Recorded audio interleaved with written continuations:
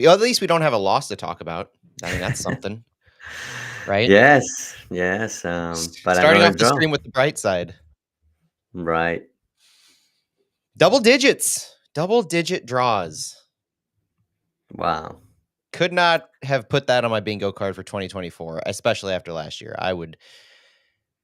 No, you would not have been able to convince me that this team is capable of 10 draws through 19 games after all of the talk last year of we don't like draws. We're going to fight till tooth and nail. We're not going to lose leads. We're going to fight until we gain leads.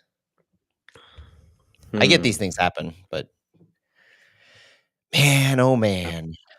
It's been it's been difficult. Keeps happening, and like yesterday's performance was now you're just so far behind on the table. 19 points in 19 games, and need to start getting three soon. Yeah, the math is not adding up well, is it? No, no, and now only six home games left. That's another thing to worry about because that's only 18 points. So team will Six need home. to. Well, but the frustrating thing is we haven't even been able to show that we can get the 3 points at home. So like statistics wise, yeah, they're more likely for us to get points, but this is a team that Yeah. we almost need to start from even before that just to say we got to figure out how to do anything anywhere before we can say 6 home games and 9 road. Only 15 left. That's kind of crazy to think about. And nerve-wracking Yes. given what you were saying about being so far behind on points. Yeah. Yeah. And if you look at the table, yeah, 6 points behind, but just thinking about the schedule, six home games left, and just looking at the projected points for to get in ninth place or in seventh place, team will need to get more than 50% of the points. Good stuff. At least we're still ahead of Sporting. Yeah, yeah, I hear about that a lot, which a few weeks ago, yeah, it will make me laugh and yeah, funny, but I don't get that one anymore. The fun That is doesn't get peeling me off of you. excited. Well, Yeah. it's in the sense of last year they had that first 10 or 11 games where they didn't win a match. So there's that sense, but also just this year, if you're going to take solace in anything, you gotta you gotta look at the standings right now. We're still ahead of SKC, and they lost. What they lose 4-0 yesterday to Columbus. Yeah, it was a bad showing, yeah. My For my nothing.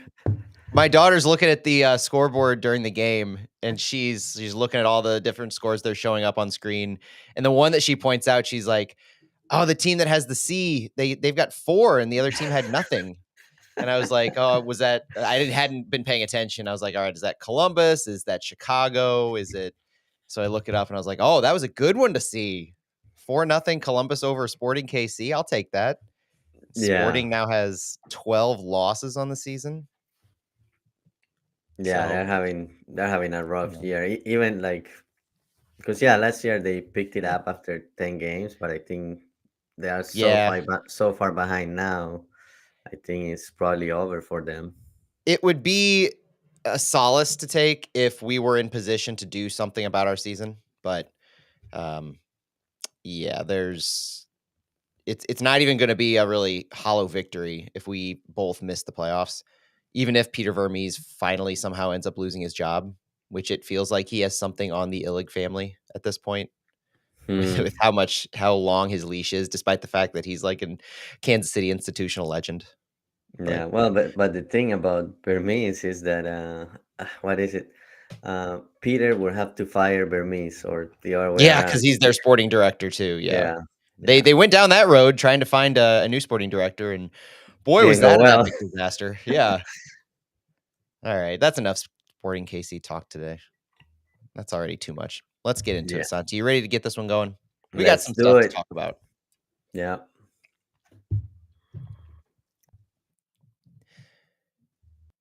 Welcome in everyone to Flyover Footy. My name is Matt Baker. We're presented by Noble Ice Vineyards for the 2024 season, and we are here for another flyover fallout looking at a 1-1 draw against Atlanta United. And as always, to help me out, I'm joined by my friend in soccer, Santiago Beltran.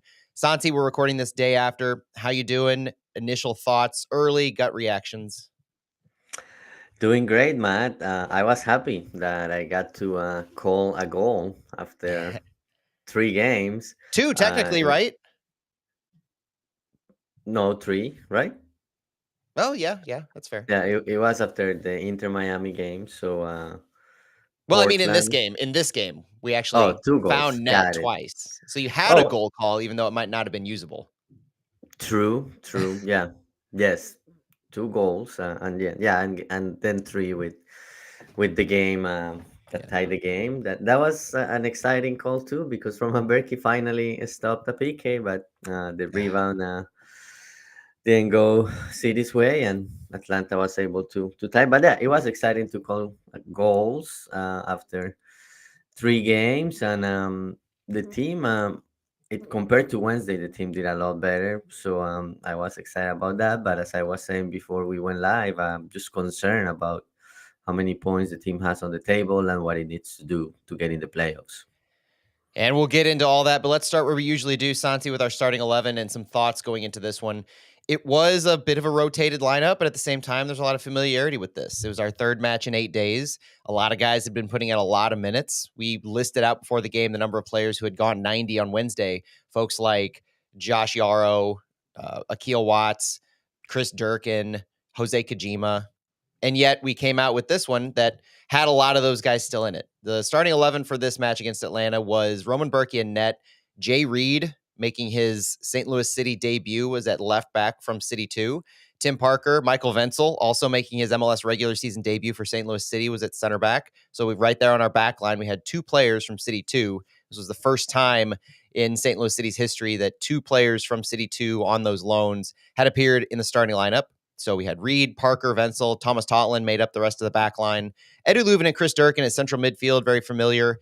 Our attack was familiar, but a little bit different in positioning, I would say. We had Nukvi Thorson and Indiana Vasilev as our left and right attacking mids, and Klaus and Kojima made up the front line in a 4-2-2-2. Cardell said post game that he knew they had big weeks with lots of guys. They were short on defenders with Nilsson out, Hebert on Canadian international duty, Josh Yarrow, Akil Watts, both pushing minutes. So the recovery aspect definitely played into this that we talked about earlier. When we did our projected lineup going into this, we based it off of just guessing on who might be good to go and who wouldn't be, because there were a handful, 3 or 4 different positions you could look at to say, okay, this player's gone 90. I'm not sure if he'll recover. And that's what it boiled down to, was recovery. Thomas Totland was able to go despite going 90 on Wednesday, but Carnell said he ran out of gas. So what Carnell said is that he knew on Thursday morning the potential to pull up Jay Reed. And if you remember back to the Thursday press conference, Santi, Carnell mentioned Jay Reed very specifically, which Mhm. seemed a little abnormal to just randomly throw a guy like that in. And now, context and hindsight being 2020, we know exactly why he mentioned him. Carnell said that they made the necessary arrangements on Thursday morning. Quote, so for us, it was a no-brainer. What did you think of this 11? I like it. Jay Reed had a good game. Same thing with Michael Venzel. I'm glad the two guys from City Two getting their chance to start a game stepped it up and had a good game. And I was joking with you that we didn't put Jay Reed on our starting 11 after Carnell talking about him after seeing the announcement. But even with that, it's a call that we didn't make. Would have been a ball call, but at the end ended up happening. But I wanted to mention, Matt, before the City 2 season started, I had a chance to talk to Coach Bobby Murphy about the Mhm. new players, and he was very high on Reed. He said that he came from New York Red Bulls, was on a Mhm. first team contract there, and he was very talented, and he had the talent to get back to first team at some point, and that City 2 was going to help him with that. And to look back 3 4 months later, and he's starting for the first team on his first short-term loan. So that was great to see. It was good. He will be able to help when the team gets in this situation that is short on defenders or short rest. So I really like what I saw from him. Jay Reid's one of those signings that came in that a lot of people probably didn't have familiarity with, but he's been with the Red Bull system for quite a while. He's been with their system since at least 2018, where he was with their U18, U19 side. He's been making a lot of appearances for Red Bull 2 in 2023, but he did have one appearance for the Red Bull side for about a minute in relief for their team in 2023. So this wasn't his MLS debut. He didn't get that Mm-hmm. patch on his jersey, but the familiarity with the systems, I think everybody at this point knows that our system was influenced heavily by what was going on in New York with the Red Bulls. Bradley Carnell is a graduate of that system.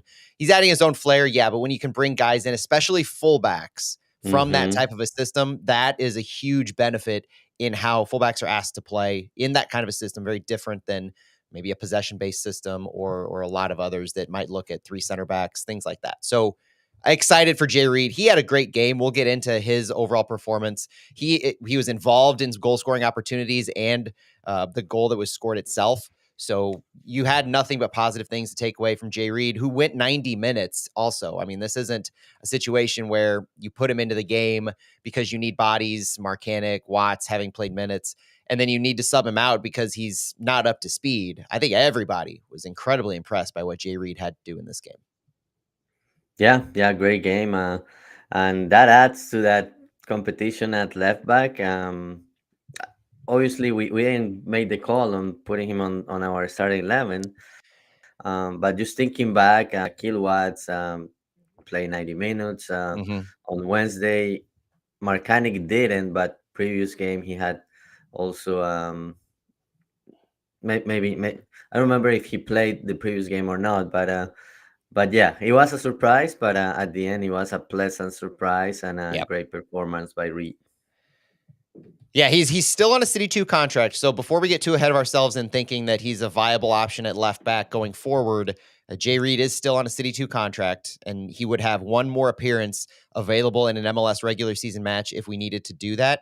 I think this is more eye-opening than anything that gives us a real insight into the future in a possible competitive thing on the left back side, but also just watching contracts. You know, Michael Wenzel, we've thought of him as the next man up at center back. And so it's almost like a Johnny Klein situation for Wenzel, where he had his last loan appearance for St. Louis City this week. He's now had 4 total short-term loans. So he's not able to be loaned up anymore. But with Wenzel, I think it's just a matter of time. The thought is until he earns that first team contract based on what he's doing, Jay Reid has immediately put himself into that position. So when we talk about players from City 2, 22-year-old Jay Reid is now on everybody's radar. So let's get into the game, Santi. We'll talk the stats and everything, but there were some moments in this game that I want to hit on, and obviously we have some really big ones to hit on. The goal that wasn't, the goal that was, and then there's a moment later on in the game that I think I really want to look at as well, where Michael Wenzel took a blow to the head. Those are those are Yeah, 3 I would say. I would say those are probably the 3 marquee moments of the game. But just how this game felt early on, I really felt good about how the St. Louis City team came out. You could sense a little bit of urgency. You could sense a lot more from what we saw on Wednesday. It was definitely a more active game.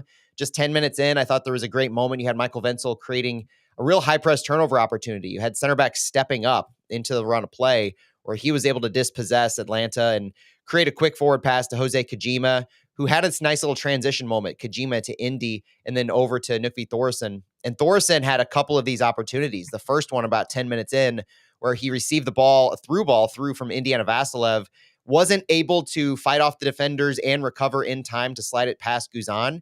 Maybe a attempt a little bit earlier would have had a better opportunity, but Guzan was able to close the gap, make himself big. That's kind of what he does. He's just good at figuring out the timing. It wouldn't be the last time rather that he does that in this game. But then just 9 minutes later or so, Knutby Thorson had another good chance where he was transitioning on the left side.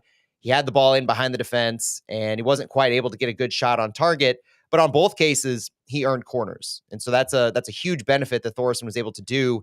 And St. Louis was really targeting that left side of their offense early. They were playing the ball through to Thorson. He was finding space behind the defense. He was finding opportunities to get in and have looks at goal, if not real good shot opportunities.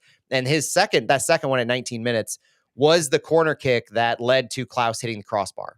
And that's the first massive big moment. So if you overlook what Thorson was doing himself in his shot on targets, you had Klaus, who on that corner kick from Edu Leuven landed away. It was headed away to Jose Kojima, who slid it right through to Klaus. And it was a very quick shot from Klaus. I was very impressed by what Klaus did in this moment where he didn't take the time. He didn't try to second guess himself. It was an immediate shot, and it just happened to go high and hit the crossbar.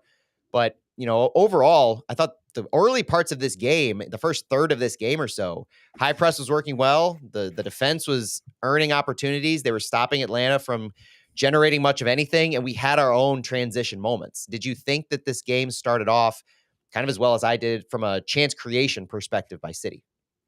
Yeah, I definitely like the way the game started. City dictating play and created chances. I also like to see that the team got Nubi Torison involved on that left side of the Mm-hmm. attack.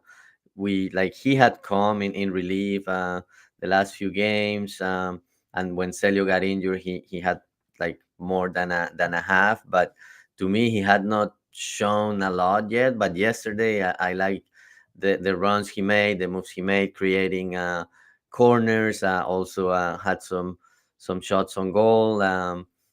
Had that goal that then was called back. I'm sure we will get into that, but I think he's getting to a point where that with more minutes he's gonna get more confidence. And boy, if that goal wasn't called back last night, I think that will have been a great confidence booster for him. Yeah, let's stick with Nuki Thorson for a second because he did have a pretty big opportunity in these next couple of things we're going to talk about. He was directly involved in as well. So Thorson had a whole lot of work being done. But Bradley Carnell actually had some words to describe Nuki Thorson at the end of the game, and he mentioned two things: one is training time, and one is game time. And he talked about how they need to keep pushing Nukvi in the right ways in training, which they did and he's doing, and it's getting him moments in training to have those 1v1s opportunity, because in training he's really good at finishing those. In training he's really clinical. But then transferring that into game time, under stress, growing in those really high leverage opportunities.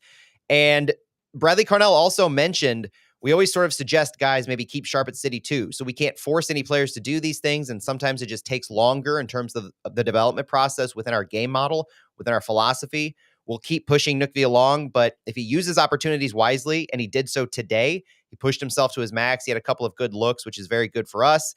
It's a good starting point.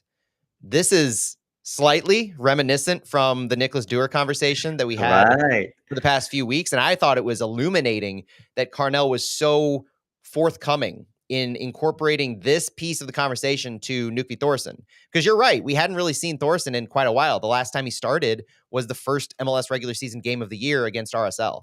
He played in relief of Celio Pompeu, and that was almost by necessity. But maybe this is a reason that we've only been seeing glimpses of Nuki Thorson, or at least haven't been seeing an opportunity here or there, as opposed to just coming in relief. If he's doing everything he needs to do in training, then it comes down to that game time. It comes down to getting more significant minutes in a high pressure situation so that Bradley Carnell can say at any given time, okay, now I feel comfortable putting you in the starting lineup because you've seen what these game situations look like. If we see Nukvi Thorson, not today as we record this on June 23rd, obviously for City 2, but if we see more of Nukvi Thorson on Sundays after he only gets 10 or 15 minutes of play on a Saturday, I think we're going to start to see a little bit more quickness in Carnell's willingness to then slot Thorson in if he's in form, if he's still training well in subsequent City games. And that may be what we need to see. And who knows, even this moment in time right now where Thorson gets a good run out into the second half, deep into the second half, this may be because we're low on key players in our attack for the next few games. Maybe he does get this regular opportunity, and Carnell's just been talking about why Thorson hasn't really been featuring significantly in the past few games. Yeah, but between now and July 18, I think we're gonna see him more, and I think it's just a matter of him scoring a goal or assisting in a goal and getting that confidence. And yeah, if he needs to get some minutes with City too, that will be helpful too. But yeah, yesterday being like the first time he started in a long time, I like the way he played, and I had said this before. I wasn't pleased with previous performances, but I Mhm. think he's going in the right direction, and that would be important between now and July 18, just because the team is so short on players. So I'm sure we'll be seeing more of Torison. Thorson, I think, in this game was a guy who passed the eye test, if not lighting up the stat line at the end of the game, which was a direct cause by his goal being disallowed. But besides the goal, just a few minutes before that, we had another really good opportunity at 35. So we talked about how Thorson was effective in the transition, how he was getting in behind the lines of Atlanta. Well, at 35 minutes or so, there was a transition moment that was actually initiated by Thor. At that left mid roll, he's been coming back and he plays a little deeper at times while still getting a transition opportunity. So he reminded me of how we play our fullbacks at times, where he was defensively dropping back into the midfield to help provide that pressing pressure, but also wasn't afraid to move high and get the ball deep behind the enemy lines. At this 35 minute, he helped Edu Leuven take the ball away from Atlanta in City's defensive penalty area. And when he disrupted the ball, fell to Leuven, Thorson immediately moved forward. So after disrupting it, he saw the opportunity to then move immediately towards the attack. And that's what you want from your City attackers. It showed, to me, good awareness of what Thorson needs to do in this system. And Leuven found Thor. Thor immediately played the ball on a switch high right to Indiana Vassilev, which was pretty good awareness to find that instead of trying to take it himself into traffic. And then Vassilev he did the rest himself. He carried it the length into the penalty box. And I would say if it wasn't for just an unfortunate hard touch trying to make a step over play and a 1v1 into the penalty box, Vassilev would have probably had a really good chance on net. But as it was, that opportunity fizzled out in ways that others like Thorson had, where it was a hard first touch in the penalty box, and you had a goalkeeper who's very adept at recognizing that space, Brad Guzan, and he shut that moment down just like he had a few earlier. So we didn't even really get a shot opportunity there. But then the big thing happens, and let's spend some time at the 39-minute mark, where the goal scoring drought for St. Louis City ended for a very, very short period of time. I think on the announcers, they called it about 330 or so minutes that we had gone without scoring a goal at this point. So Thorson scores, but it's immediately gone to replay. The flag comes up on the side. Let's break this down. I want to start on this one before we get into what we know was looked at, what happened, and what the final call was. I want to get into this whole process itself. The goal itself is what initiated all of the replays that were looked at. There's a lot of conversation on social media right now about how are they able to go so far back? How are they able to look at so many different things? What's the reason they can? How is a foul possible to be looked at in any way? And the answer is the goal. When a goal scoring play occurs or a goal opportunity occurs, it initiates the ability to have replay on just about everything associated to that sequence of play. Per IFAB rules, VAR can only intervene in 4 specific situations where a clear and obvious error or a serious missed incident might have occurred: a goal, no goal play, a penalty, no penalty play, a direct red card, not a second yellow, but a direct red, and mistaken identity, where you send off the wrong player. The original decision will only be changed for a clear and obvious infraction. The final decision is always made by the head referee, not by the video assistant replay or the video assistant ref or anybody from MLS headquarters. And then per IFAB, the governing body of the rules that we play by, the categories of play that are reviewable when VAR looks at a goal or no goal includes the attacking team's offense in the build-up to or scoring of the goal, which includes but is not limited to handballs, fouls, or offsides, the ball being out of play prior to the goal, no goal decisions, and offense by goalkeeper and or kicker at the time the taking of a penalty kick or encroachment of an attacker or defender becoming directly involved occurs.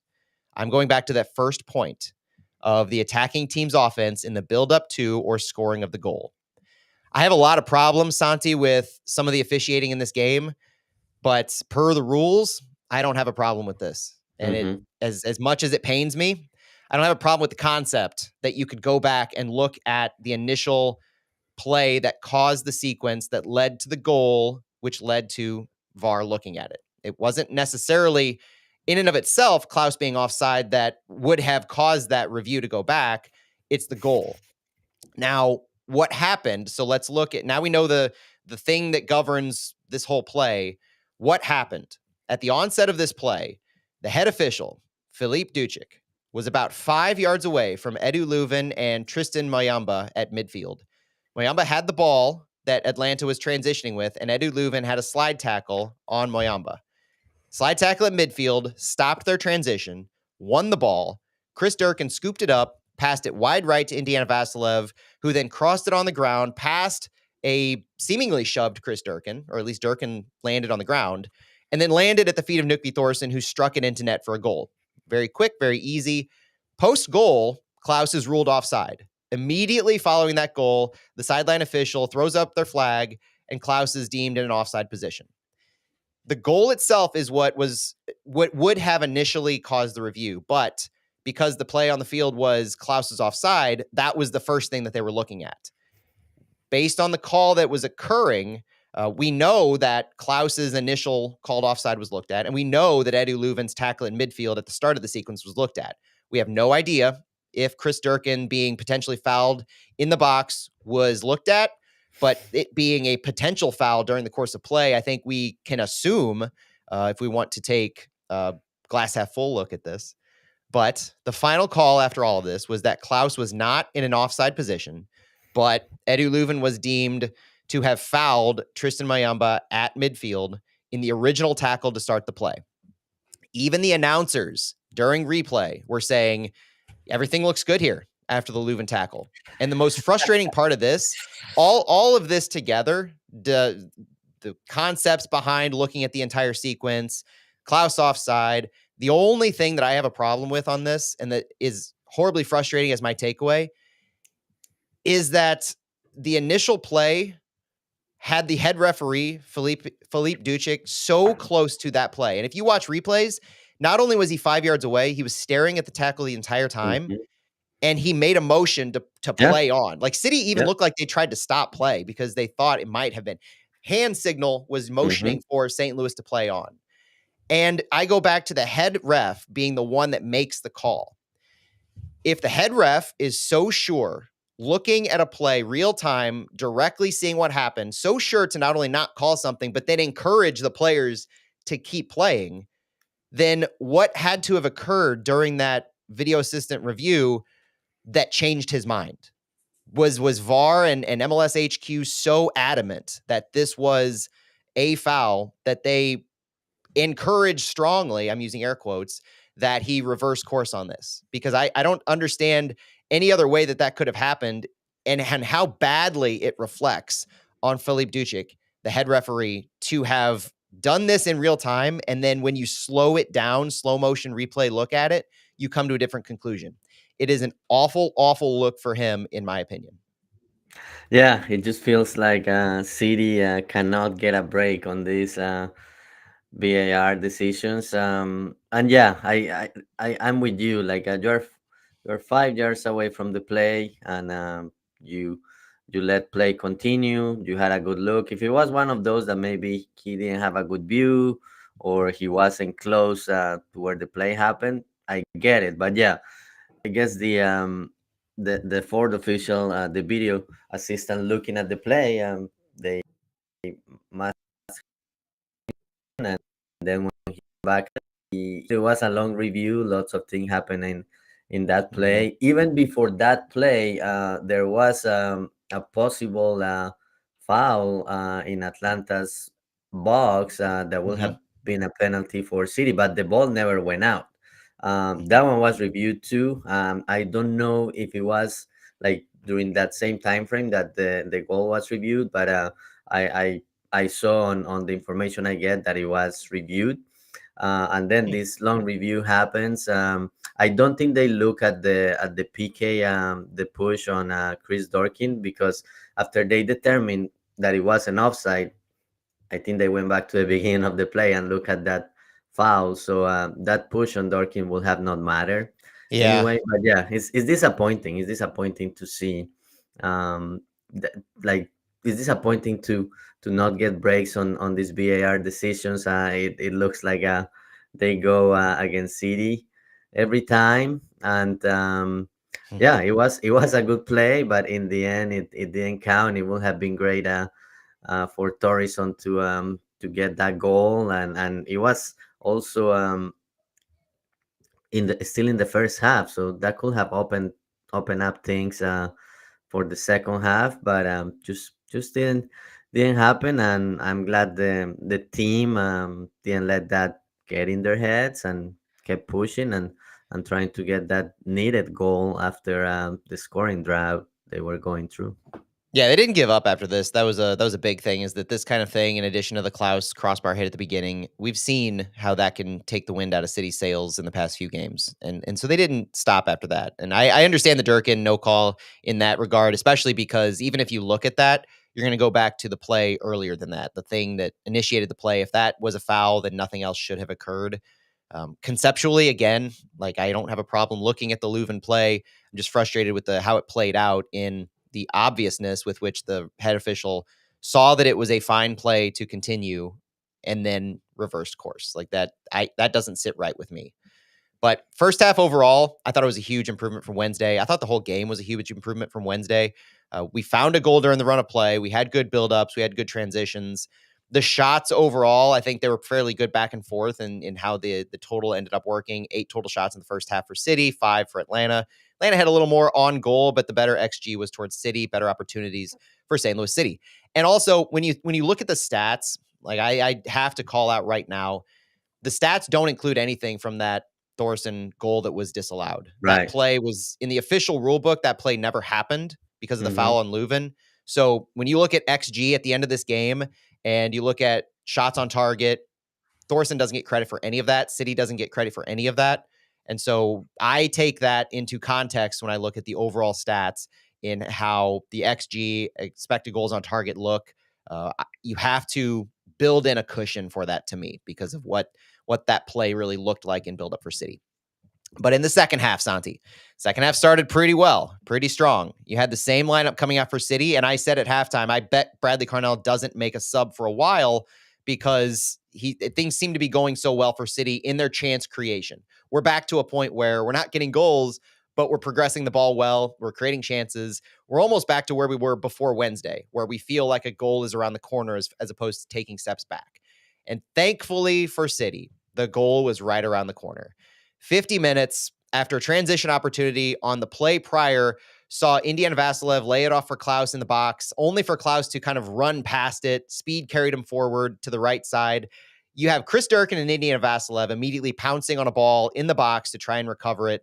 The ball goes off, bounces back to Edu Leuven at midfield, where Leuven plays it wide left to Jay Reed, who moves up into the attack, sends it far post on a deep cross to Klaus. Klaus heads it back into the field of play.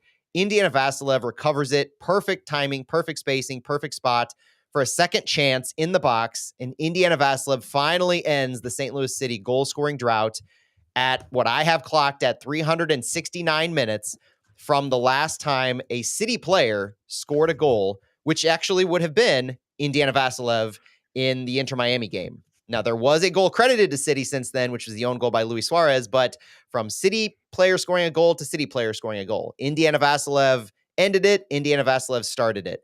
And you could call it poetic, you could call it whatever you want, but finally the streak had ended and St. Louis had something that they could build on. And what a sequence this was to me. It had a little bit of everything. It had a transition opportunity to start it off. It had high pressing to recover the ball. It had a cross from deep from one of your fullbacks moving into an attacking position. Jay Reed did a fantastic job in his placement of this cross. And it had a second chance ball being played off of Klaus that was finally scored. A little bit of everything. Were you as excited as I was to see this finally happen for City? I was, yeah, and as I mentioned at the beginning, it was great to finally call a goal that counted. It was really exciting, and yeah, just the team being resilient after Indiana that initial play, Basilev missing Klaus on the pass, and just going for the second ball, recovering it, and creating another play. Yeah, it's just that you just think, okay, St. Louis is back. And when you were talking about Basilev scoring the last goal and then scoring this goal after the scoring drought, another fun fact, on during this A-game winless streak, City has scored 6 goals. Before yesterday, it was 5. You know who the leading scorer was during that before yesterday? 5 goals scored. Leading scorer was, guess who? Own goal. And so now with yesterday's goal, Basilev is tied with own goal with 2 goals during this Oh, winless streak. So at least a City player is at least tied in the lead. oh, that's not a fun stat.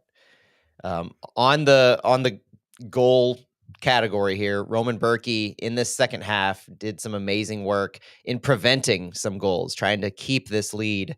I noted 59 minutes and 67 minutes. He had a diving attempt to his upper left at 59, and he had a jump. He made himself tall at 67 to clear it above the goal. Both of these, Hmm. I'm not sure if that 59 minutes was actually going in or not. It was close to the post, but Parker came and helped on the second one. Berkey had some quality 1v1 clearances and saves that can't go unnoticed.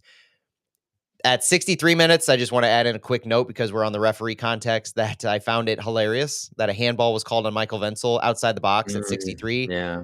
when he appeared to be trying to motion to the head ref how Atlanta had just committed a handball the play prior and the ball just happened to go off his arm.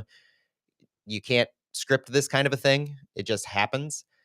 And then a legit thing happens at around 69 minutes where another frustrating referee decision that goes against City. But if I put my neutral hat on, um, VAR, I don't know what else it could have done. The problem with this one was the initial claw on the field. 69 minutes, Nufi Thorson was called for a penalty after Atlanta crossed it into the box from their left, the ball being headed to the middle right of the penalty area, right where Thor was deemed to have kicked Stian Gregerson's leg as Gregerson tried to shoot. Now, the important thing for this play is that the ref's immediate call was a PK. And that's almost assuredly what kept this as a PK. Reviews were not admittedly conclusive one way or the other, I felt. I looked at this on Apple's replay a bunch of times, tried to slow it down. Things are pixelated when you look at that. When you're slowing it down, you can't say for certain one way or another if his leg made contact. If it made contact, it was light contact. It wasn't a serious infraction. It wasn't a hard foul. Gregerson obviously sold the hell out of it. This wasn't a case where he just absolutely trashed a player and tackled him over. This was at best a soft touch to the back of the leg in the follow through. And at worst, it wasn't anything, So the call on the field of a PK, the lack of conclusive angles in the replay, not allowing you to say for sure one way or another, the lack of clear and obvious here, that's what mattered. And so the ball went to a PK. And in the PK, frustration continues to abound, where you have the highest of highs and you have the lowest of lows. Roman Berkey actually saves a PK in the run of play in regulation time. We're not talking about some Leagues Cup thing where it's PKs and he saves one out of five. No, Roman Berkey actually saves a PK. This might be his first save PK since joining City. I haven't gone that far back, but I know it feels like it is. It feels like it never happens. And he did it. He guessed right. It was a perfect guess. The problem was he couldn't scoop it up, and Daniel Rios, who was taking the PK, pounced on it when it bounced a little bit of ways. A reminder to City players, I don't know, that when a PK is taken, the ball is in play. Because if you look at the replays, I groaned on the replay in the stadium when you could see Klaus celebrating after Berkey blocked this one. And I get that Klaus wasn't near the line to be making the run on the ball after it was touched, but you can't celebrate when you're saving a PK. You have to move towards the ball. I mean, it's not I wouldn't call it a mental lapse necessarily because you have guys like Tim Parker, Michael Wenzel, who are right on the line who would have been making the runs. But this was a very clear case of St. Louis letting their guard down to an extent. And this is a good reminder to me, Santi, of what the rules are of those PKs, because this doesn't apply very often, but you can liken this if you're a news fan of soccer or if you don't follow PKs regularly. I liken a soccer PK to a free throw in the NBA, where the idea is that players around them, you have the person who's taking the shot, and you have the keeper, are the only ones allowed inside the penalty area. Everybody else has to stand outside of the penalty area when the shot begins. The players can move inside the penalty area when the ball is moved forward from the kicker. And you see some of the craziest highlights in the world where there's actually a second kicker who runs into the box after the ball is tipped, and they're the ones who actually take the shot. That's legal. You can, once the ball makes forward motion from being touched by the shooter, players can enter the box. That's not often done, obviously, because you don't have those crazy types of tactics, but that's the concept behind the play. The ball is in play when after the person shooting touches the ball in a forward motion, not after the keeper touches it. So had City been on their guard, there might have been a different outcome, but it's hard to go back against that in that type of a situation. I get that you never see this, and it is what it is. I wouldn't call it fluky yet, but it's just unfortunate the way it played out. Yeah, yeah, and I think people may be a little disappointed by City's players not being ready for the rebound, but I think even if they had been ready for that second play, I think Rios was closer because the ball Yeah, it was really close to was a good Berkey, bounce back and to him. he will have still gotten it, I think. But yeah, obviously, yeah, after the fact, you can look at it and and I was even joking with a friend. He was like, oh, they probably didn't think Berkey was gonna save it, that it was a routine play, and then they were Mhm. surprised by the save. But they would have gotten there, I think. But it just a fact. I like the subtle shade there of a routine play where Berkey doesn't save it. Well, we have seen that a lot. That's fair. It's definitely accurate. Subtle shade, but it's definitely accurate. Now, after that, you had St. Louis making their tactical subs. You had Caden Glover, Johnny Klein, and Akil Watts coming in for Jaw Klaus, Jose Kojima, and Thomas Totland, who Cardinal said after the end of the game, Totland was spent. This was at 71 minutes. And then at 83, you had Jabulu Blom come in for Nukvi Thorson. You had formation shifting from 4-2-2-2 up to basically a 4-2-3-1, where Thorson was very much underneath Caden Glover when Glover came in. And then when Blom came in for Thor, you had Eddie Leuven step up and actually play the number 10 for 7, or actually probably 16 minutes after stoppage time. This was an opportunity to see what Leuven at the 10 would look like. I thought we had some good moments. Caden Glover even had a couple shots on target towards the end of the game. But the last play that I really want to focus on is at 89 minutes.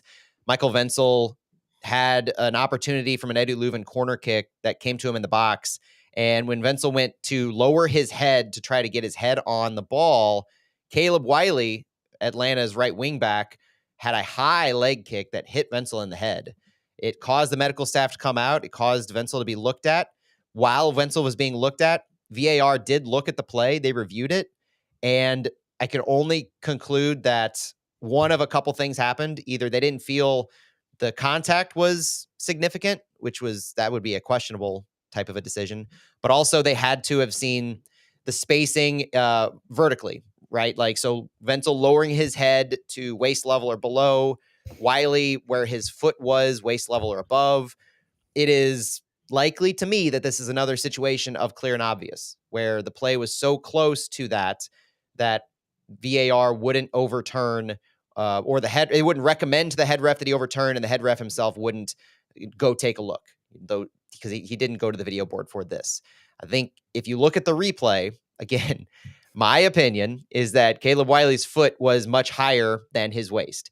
He did one of those karate kicks where he's almost falling back to an extent, and he swings his foot so high that I think it was Wenzel's lowering of the head that made it appear as if it might have been at or below his waist, but his foot came up almost hitting the top and clearing the top of his head. It was so high. So I'm very frustrated in that regard too, that the foot to Wenzel's head didn't earn a dangerous play call. And the game kind of ended from there. You had some muscle cramps later on. You had opportunities from Caden Glover, but that's what it was. Any takeaways from the second half, ref calls, before we get into some of these stats? No, that questionable play with Michael Wenzel. Yeah, I think the fact that he lowered his head, I think that was part of the decision. But I like seeing Caden Glover getting Mm. significant minutes. And yeah, he had a couple of touches. Would have been great for him to get a little bit more of service. I think that was lacking, but it was great to see him out there, and hopefully we'll see more of him in the next few games. Because this is one of the homegrowns. Only one appearance last year against Chicago Fire, and then getting a significant minutes yesterday was great. Too bad that when those subs came, Atlanta had already tied the game. It could have been different if they have come with the game still 1-0. Much different momentum wise to enter the game right after giving up a PK. That is absolutely astute and can't go unnoticed. Is that Carnell's subs likely would have had a much different impact in the game had we retained that 1-0 lead when they came in, because the idea was you were sending them in before that entire Right. sequence happened with the PK. So let's shift to post game, looking at some of the passing network, some of the stats, and one of our favorite new stat, the goals added, which cumulatively looks at about 5 or 6 different categories of play, trying to gain an idea of how effective you are at creating positive things on the ball and off the ball. It looks at the attack, it looks at the defense, and it says where's your impact to the ball, net positive or net negative. You earn fractions of points based on your actions throughout the field. We had positive goals added at this game by Edu Leuven, by Caden Glover, by Tim Parker, Nukvi Thorson, and Johnny Klein. Now, these are taking into account things like shooting, passing, receiving, fouling, dribbling. So if you look at Edu Leuven, you can say he had the highest goals added because of a lot of his dribbling work, his passing. I mean, it's easy to see Leuven having a huge impact there. You have guys like Caden Glover, Thorson, Johnny Klein, who probably received balls from better areas, had good looks on shots. Maybe they added a little bit there. Dribbles, probably. Tim Parker, goals added probably because of his defensive work and passing. If you send the ball from a deeper lying area higher, you're going to add more value to your passes. So looking at value added for all actions in the game. Down at the very bottom, Michael Wenzel, but I think you have to look at not just fouls. He had the handball call, which will just absolutely nuke your goals added. Does Don't that read too count? much into that. It does. Okay. Those kinds of things. So that's how holistic it is, these goals added stats. So our friend on Twitter, Chat City Michael, looks at goals added very in depth on his reviews during the week. Great source of info, really good write-ups that he has. But this is the thing when you look at the graphic, because this graphic makes its way now to the Facebook groups. It makes its way to a wider girth of the city fandom. So goals added has to be a stat where you see it at face value and you go granular into it to understand why. It's very much not a surface level stat. You cannot just say Edu Leuven had the best, Michael Wenzel had the worst, and so that's indicative of their overall play. That's not how this stat works. So trying to add context into why a player is higher or lower definitely impacts if their role during the game had massive value add and where it had massive value add in passing, receiving, shooting, a lack of fouls, fouling itself, all of these types of things. But I'll let you talk about the passing network, because the passing network to me was very impressive. I thought it was well laid out, and you had certain players in necessary roles that they needed to be in. Yeah, no. It look just looking at the defense, you always have a left back and right back way high. Tottenham was a little higher than Jay Reid, which surprised me a little bit because he was very active on the offensive phase. And then just looking at our offensive midfielders and Joao Klaus, Indiana Basilev, and Jose Kijima, very close to Atlanta's box, and the player highest, which I liked. Joao Klaus is a little bit higher than Yes. Kijima and Basilev, a little closer to Atlanta's box, which is something I like because we had talked about it here, and I have talked about it in other spaces. Like being the number 9, you need to be in the box, and sometimes we don't like when he tries to go and get the ball himself. He needs to be in the box to get that service. So seeing him so high, it's a good sign. And yeah, I know people may be still disappointed that he's not scoring, but I think yesterday he did the what he needed to do, staying in the box, and this passing network shows that. I think he was the target striker that we had been looking for a little more often. Hmm. He only had one shot by my count, and it was the shot in 10 minutes into the game that hit the crossbar. But everything else that he did, not just defensively, but being a target for others, he had 2 of 3 ground duels won, 3 of 4 aerial duels won. He had 4 touches in the opposition box. He had 4 chances created. So the work that he was doing as a facilitator for others was highly effective in this game. And I think that played to the fact that it was one less thing that he really seemed to try to do. He didn't try to receive the ball long or receive the ball and then go 1v1 with the ball. Hmm. So if you're the target striker, I don't want you to do everything that incorporates all of your different attacking roles. I want you to pick and choose what you're going to do, be effective at that, and then play the ball off for others if that's what you're going to do, or be an outlet to then go to goal from others. And the way that Knut Thorson played in this one, I think that lent itself very well. He was an extra runner alongside Klaus. The work he did to get in behind the back lines, the work Vasilev did underneath Klaus to go more direct to goal and provide a body there in space open for chances. Jose Kojima was a good partner alongside Klaus, very close in spacing to him. I think these players finally started gelling a little bit better to what Klaus has been doing. And yeah, it didn't lead into Klaus himself finding goals, but if Klaus is high enough where his average positioning was for the first 70 plus minutes, then he's going to have those opportunities that come his way from long balls from the fullbacks, from Berkey to play off of others. The positioning and the overall tactics that come from that type of positioning and what he was doing lead to better things than a Klaus that plays deeper on the field and you have higher attacking wingers or attacking mids than him. So the underlying stats here are really positive for what Klaus had been doing and showing. I was happy to see that. Overall passing and how the ball ended up in the final third or into the opposition box, I thought it was noteworthy that St. Louis had a lot more volume in all areas than Atlanta. They were targeting their left side to get the ball into the final third. So we had a lot of tight spacing, tight work between Jay Reed, Edu Leuven, Nuki Thorson, all those players on the left-hand side. And when you look at how the ball got into the final third, it was mostly on the left-hand side. But then once we were in the final third, they were passing it a lot to get to both sides, both wings. You had a lot of consistency in where you played the ball. It was almost you had more passes in the final third on the right hand side where the ball is being played. Thomas Totland and Deanna Vasilev, even Klaus getting some work over there, leaning to the right. So good balance by St. Louis City to attack both wings. If you look at previous games where chance creation is an issue, you don't get very many opportunities that spread themselves out. But every single game, you're going to see St. Louis target their wings. So this was almost by the books as far as the game plan goes in where you're trying to attack the ball into the final third for St. Louis City. I thought that the average pressing, the height of defensive actions was a typical City game. We were 43 yards from our goal in where we had the average height of defensive actions. And what that just means is it's not how high we press, but it's when we make that first movement on the ball. We talk about PPDA, passes per defensive action, which just looks at how many passes you allow the opposition to make before you make a move. And City has the absolute lowest in the league. They allow the fewest total passes.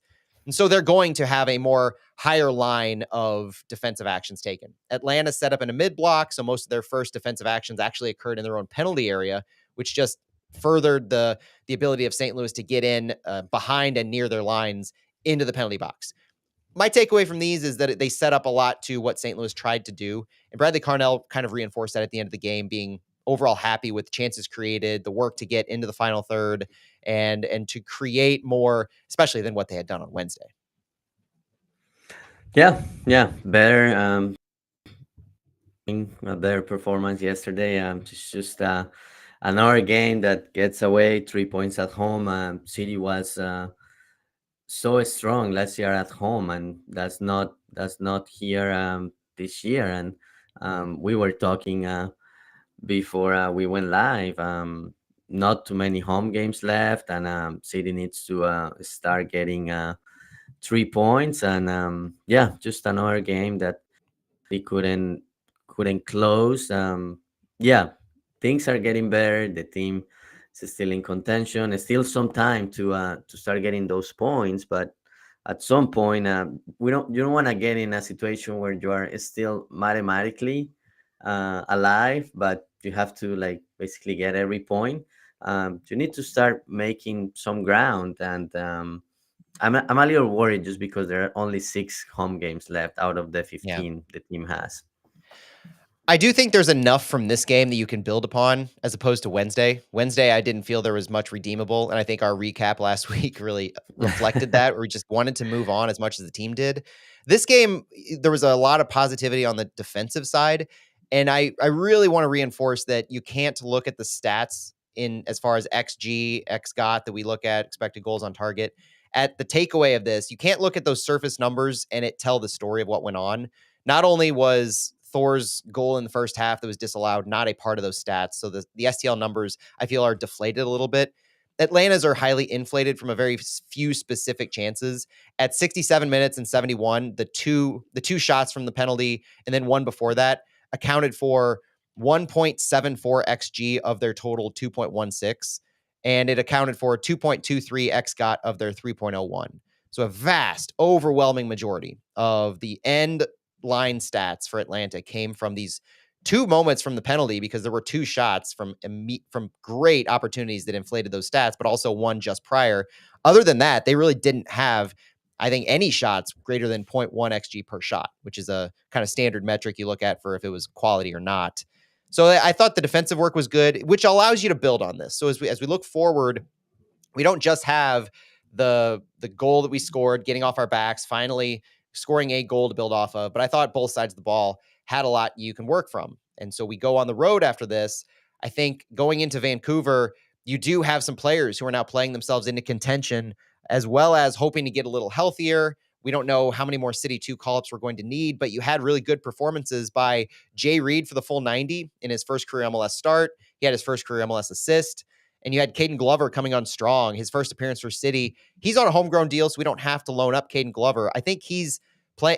I hope that he's working his way into contention for a regular role, if nothing else than off the bench. Because if you have Klaus and Thorson both start, and you have Kajima start especially, then you're thin in your frontline attack going forward. And Caden Glover is rostered by City, doesn't require a loan.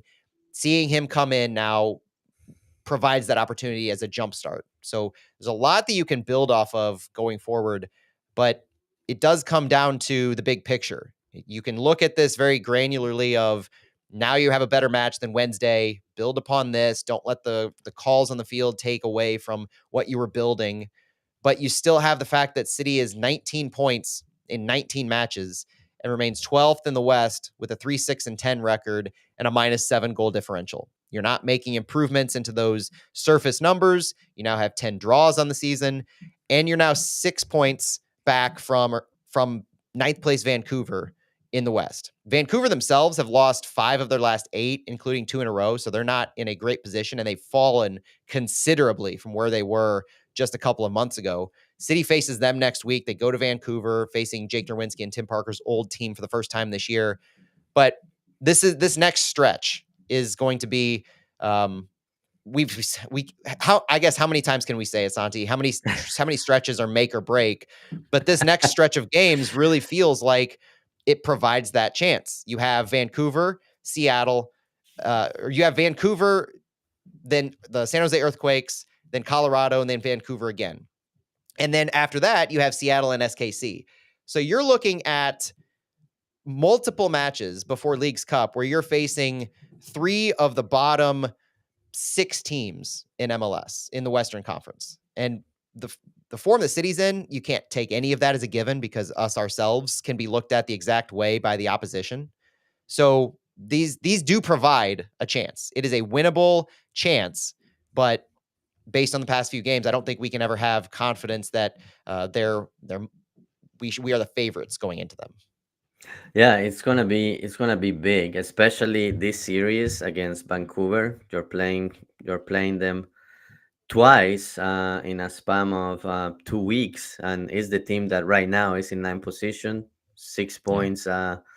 City 6 points behind Vancouver.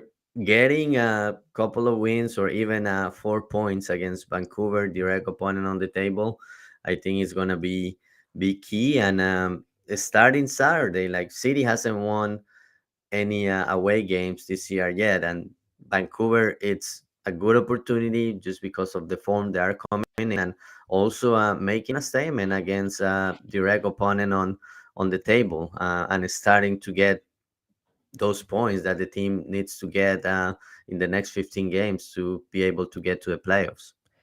That's right. And we'll be back later this week for a couple episodes. We'll have a midweek show that looks at what Bradley Carnell has to say on Tuesday and how the training is looking, any news that might be breaking transfer wise or other. Maybe Monday or Tuesday we'll have something to look at on the transfer front. We do know, I will say before we go, that Bradley Carnell mentioned Cedric Teuchert is going to be arriving at training very soon in the next couple of days, it sounds like. So by midweek, this upcoming week, Teuchert should be in St. Louis, and it sounds like he'll be available to train with the team. We know we've talked, Santi, that once your work permit comes through, you're allowed to train ahead of the July 18th transfer window opening when you're available. So having Teuchert come in and be available to train, kickstart that, learning the system, getting comfortable with guys going into that. Maybe he makes some appearances in Leagues Cup with a few weeks under his belt. I don't know, but definitely going to be ready to go, it sounds like, on that first game post Leagues Cup. That's exciting. We hope to have another transfer announcement early part of this week that will be the big difference maker that we're looking forward to. And we'll not jinx it by saying the name. At least I won't. But we'll also be back later this week for our full preview of Vancouver. Any parting words as we finish up this Fallout, Santi? No, I just wanted to make a comment on Cedric Teuchert. That was great to hear that he's gonna be in town in the next 2-3 days or later this upcoming week, and it's right on point with what we estimated late in June, early July, and it'll be great for him to start training with the team and getting acclimated to his teammates. And depending on how things go, we may see him on July 20th against Sporting KC, which could be another one of those games, make it or break it for both teams. If not, Leagues Cup or after the league comes back from that break. But yeah, great to see some of these reinforcements getting in St. Louis, training, and looking forward to more announcements this week. That's all for us here on Flyover Footy for our Fallout, looking at the 1-1 draw against Atlanta United. Thank you so much for joining us. For Santiago Beltran, I'm Matt Baker. We'll be back later this week for more, and we appreciate you tuning in on our live stream or on our podcast. It really is appreciated, and we will talk to you later. Have a great week. Vamos City! All right, Santi. All right. You gonna be watching any national team games today? Yeah, I'll probably watch